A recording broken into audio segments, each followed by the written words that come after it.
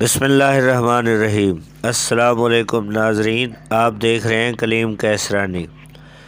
کفار قریش لڑنے کے لیے بےتاب تھے، مگر ان لوگوں میں کچھ سلجھے ہوئے دل و دماغ کے لوگ بھی موجود تھے جو خون ریزی کو پسند نہیں کرتے تھے۔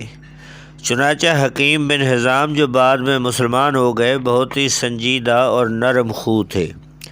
انہوں نے اپنے لشکر کے سپہ سالار عتبہ بن ربیعہ سے کہا کہ آخر اس خون ریزی سے کیا فائدہ؟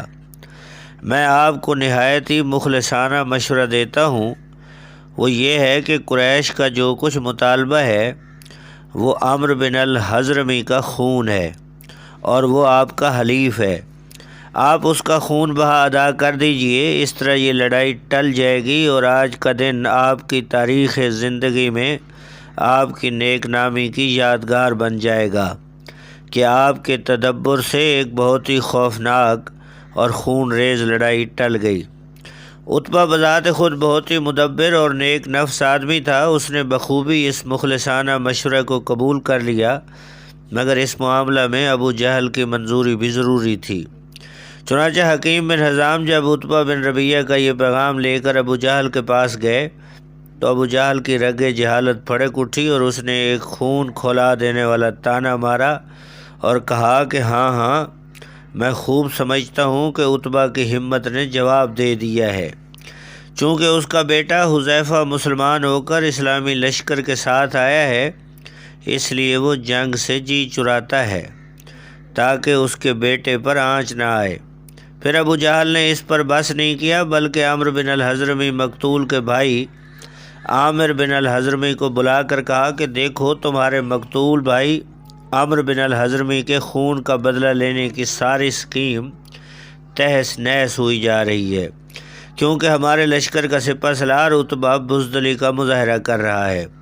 یہ سنتے ہی عامر بن الحضرمی نے عرب کے دستور کے مطابق اپنے کپڑے پھاڑ ڈالے اور سر پر دھول ڈالتے ہوئے واہ عمرہ کا نعرہ مارنا شروع کر دیا۔ اس کارروائی نے کفار قریش کی تمام فوج میں آگ لگا دی اور سارا لشکر خون کا بدلہ خون کے نعروں سے گونجنے لگا اور ہر سپاہی جوش میں آپے سے باہر ہو کر جنگ کے لیے بےتاب و بے قرار ہو گیا۔ عتبہ نے جب ابو جہل کا طعنہ سنا تو وہ بھی غصے میں بھر گیا اور کہا کہ ابو جہل سے کہہ دو کہ میدان جنگ بتائے گا کہ بزدل کون ہے۔